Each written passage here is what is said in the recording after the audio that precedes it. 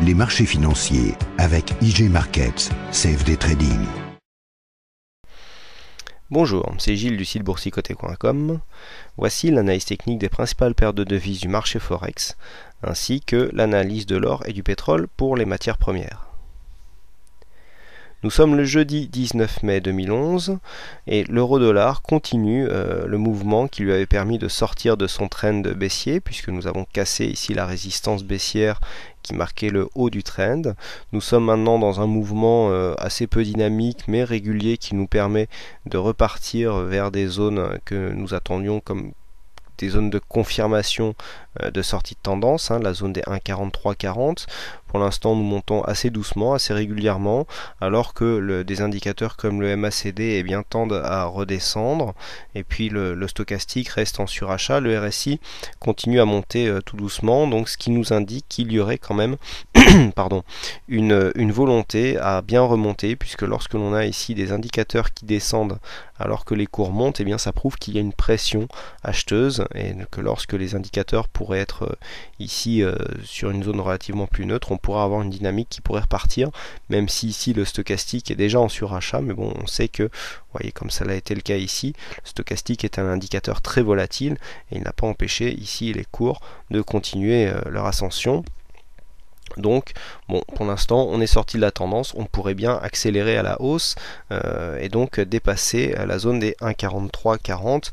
Bien sûr, on reste haussier tant que ce plus bas ici n'est pas dépassé, donc les 1,4050 qui constituent une zone d'invalidation du mouvement haussier. Pas de grand chose à dire donc au niveau signal en ce qui concerne l'euro-dollar.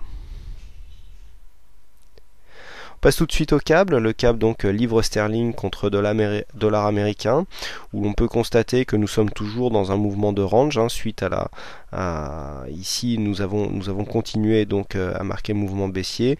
Nous avons marqué un semblant de continuité hier, et puis les cours viennent encore se stabiliser, donc on serait sur une sortie de tendance baissière assez dynamique pour s'installer dans une zone relativement horizontale, zone de range. Ça se voit bien au niveau des Bollinger qui commencent à avoir une évolution assez plate, des indicateurs qui commencent à être sans tendance, qui se croisent dans la zone neutre de plus en plus souvent. Là ici, bon, ça veut dire que l'on rentre dans un marché sans tendance, donc pas grand chose à dire. De point de vue la zone haute, on attendra une cassure des 1,63, 1,6305 pour signaler une possible reprise d'un mouvement haussier, et puis à la baisse on attendra ici une cassure de ce plus bas, donc qui se situe à 1,6105, donc on attendra une cassure des 1,61 pour valider une continuité de mouvement baissier. Et donc j'en profite pour constater avec vous à quel point encore une fois les retracements de Fibonacci nous ont donné des points d'entrée et d'objectifs assez précis, puisque rappelez-vous ce signal que je vous avais donné suite à la consolidation haussière du câble, puisqu'on avait eu une tendance baissière, donc consolidation haussière. Nous avions tracé un Fibo sur cette zone de consolidation qui nous avait donné une extension ici. Et lorsqu'on a vu au niveau de la descente, il y a eu un premier palier avec une zone ici de consolidation secondaire. Et puis là, l'objectif a été touché juste hier dans la journée, 61,18, et les cours sont remontés et donc n'ont plus été retouchés depuis. Donc vraiment ici une sortie vraiment optimale pour ce signal de cassure, sans que nous ayons vraiment été inquiétés, puisque la zone des 61,8 qui constitue le stop de trading, pour ceux qui jouent le signal en laissant leur stop quoi qu'il arrive, puisqu'il y a des techniques qui consistent à déplacer les stops vers le bas pour assurer le trade. Donc là, si vous aviez laissé le stop au niveau des 61,8, le trade avait ici une sortie optimum au niveau des 161,8, donc des retracements de Fibonacci, avant une stabilisation des cours. Donc voilà ce que l'on peut dire sur le câble. Donc pour l'instant, évolution horizontale.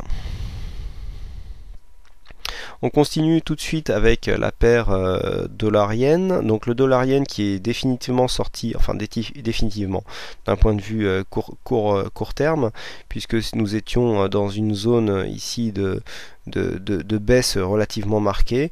Et puis là, maintenant, la paire de devises semble aborder un mouvement différent au sein d'un trend haussier, puisque nous sommes là sur une belle évolution, encore une fois très régulière, hein, comme bien souvent sur cette paire de devises. Donc là, nous avons un support haussier qui nous donne de nombreux points de contact avec des points bas donc de la tendance, et puis une droite parallèle qui nous donne une zone de résistance qui subit quelques attaques, mais qui colle assez bien à la tendance, hein, puisqu'on voit des contacts notamment avec les bandes de Bollinger sur la zone haute, juste après les zones de rebond. Donc pour l'instant nous sommes dans cette tendance. Au niveau des indicateurs, là on vient de tester le haut du trend, on est dans une situation technique légèrement surachetée. On voit qu'après le contact on a un signal de renversement ici avec une baisse possible, hein, qui est corroborée ici par le stochastique qui vient de croiser sa ligne de signal. Donc on pourrait très bien ici revenir vers le milieu du trend et en cas de pression baissière revenir encore une fois retester le bas de cette tendance. Mais pour l'instant tendance relativement claire au niveau du dollar-yen. Attention à constater par contre une légère divergence baissière qui tente à se mettre en place sur le dollar-yen, puisque si on voit ici que ces plus hauts sont de plus en plus hauts, eh bien on ne retrouve pas ça sur les indicateurs, puisqu'ici nous avons un point haut qui correspond au niveau du RSI avec le deuxième point haut légèrement plus bas. On retrouve cette divergence sur le stochastique avec un point haut sur ce premier plus haut et donc un plus haut légèrement plus bas, et donc sur le MACD, donc attention, une divergence qui pourrait nous donner un essoufflement en fait de la tendance haussière. Il faudra surveiller donc lors du prochain test du support s'il n'y ait pas une cassure qui pourrait nous indiquer une sortie de cette tendance haussière. On continue tout de suite avec l'or qui est en train de casser après plusieurs attaques au cours de la journée sa résistance baissière. Nous avons eu depuis hier une pression qui se met en place sur cette trendline, hein. Je rappelle que ici c'est une résistance, elle est peu significative puisque nous n'avons seulement que 2 points de contact pour la définir, qui ne correspond pas vraiment à des points sur des précédents plus hauts. Donc c'est vraiment une résistance mineure.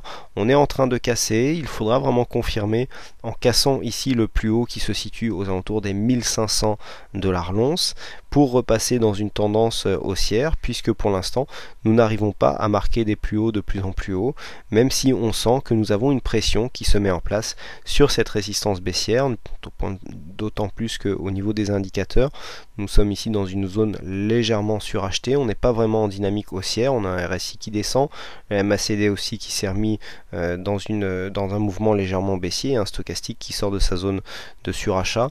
Donc attention, on pourrait repartir en dynamique, mais là ça semble un peu faiblard pour dépasser ça tout de suite, même si la dernière bougie ici semble relativement puissante. Mais bon, tant que nous ne passons pas sous la zone des 1477, on pourra dire qu'il y a une tentative ici de reprise du mouvement à la hausse. Et enfin on termine avec le pétrole. Le pétrole, lui, donc le brut léger américain, qui a bien confirmé sa cassure haussière de sa zone ici de consolidation, puisque suite à cette cassure, nous venons nous stabiliser en ayant marqué un plus haut légèrement plus haut que ce précédent.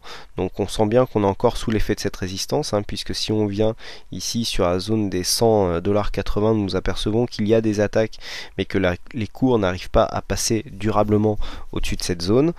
Nous sommes pour l'instant là juste sur le support des 98,25. Pour l'instant, on serait plutôt dans un flux légèrement haussier. On a une zone quand même de surachat qui nous est indiquée par le stochastique, avec une faiblesse aussi qui nous est donnée par le MACD.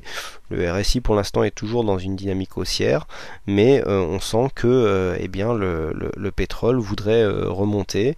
On a été un peu freiné ici par les bandes de Bollinger, mais suite à ce point bas marqué, on pourrait très bien repartir en dynamique pour casser enfin cette fameuse zone des 100 $, des 100,80 $, et donc repartir à l'assaut ici des précédents 104, de la zone des 104, 105 $.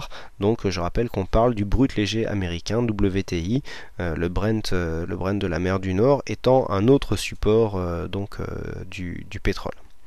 Voilà ce que l'on peut dire donc sur toutes ces analyses techniques. Écoutez, il ne me reste plus qu'à vous souhaiter à toutes et à tous une bonne soirée.